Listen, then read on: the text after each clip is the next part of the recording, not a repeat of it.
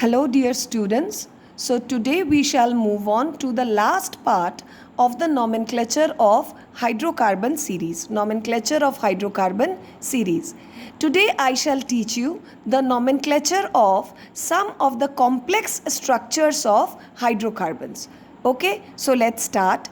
This is your first structure, CH3, C, CH2, CH3. Then above C is CH3 and below C is CH with a CH3 and then below again CH3. Okay so इसको name करते समय again हमारा वही rule है.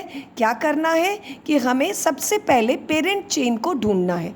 We have to find out the parent chain and which should be the parent chain. वो chain जिसमें maximum number of carbons आ सके without lifting our pen. So if I go this way, I get only 4 carbon atoms. Whereas if I go this way, I get 5 carbon atoms. You see 1, 2, 3, 4, 5. So this will be our parent chain. So in this parent chain, on the second carbon and third carbon, you can see we have branches that is methyl. Okay now again हमें lowest sum rule का follow करना है. अगर हम लोग numbering इधर से करते तो ये तो आपका कार्बन नंबर 3 होता, लेकिन ये हो जाता carbon number 4.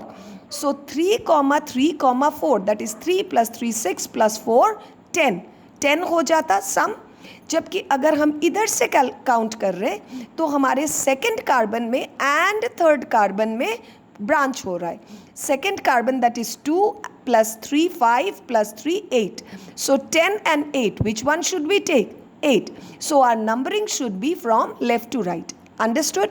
So our name would be 2,3,3 2,3,3 trimethyl. 3 methyl group है इसलिए trimethyl. Then coming to the root word, it is pent, and since all the carbon atoms in the parent chain are joined by a single bond, it is ane. So the name is 2,3,3 trimethyl pentane. Understood? Okay. So now let's move on to another structure. ये थोड़ा सा complicated structure जैसा दिख रहा है. देखिए इस structure को.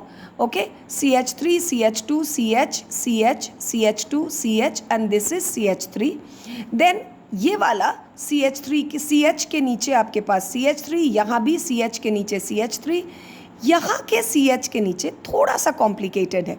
देखो CH2 है, फिर CH है, फिर CH के साथ इधर CH3 है, इधर CH3 है. यस और नो.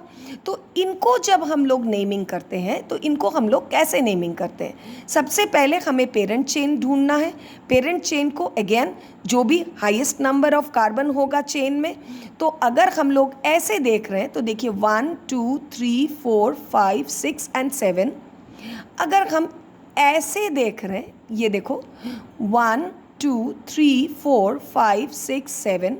अगर हम इधर से देख रहे हैं, ऐसे देखो 1 2 3 4 5 6 7.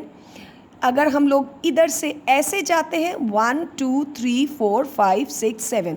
सो ऑन द होल हम लोग जिधर से भी घुमाएं हमारे पास maximum number of carbon atoms कितने आ रहे हैं?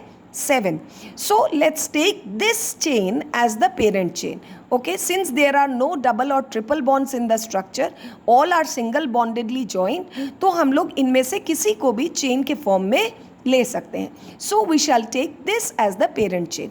If we take this as the parent chain, this second carbon has one methyl group and the fifth carbon has another methyl group.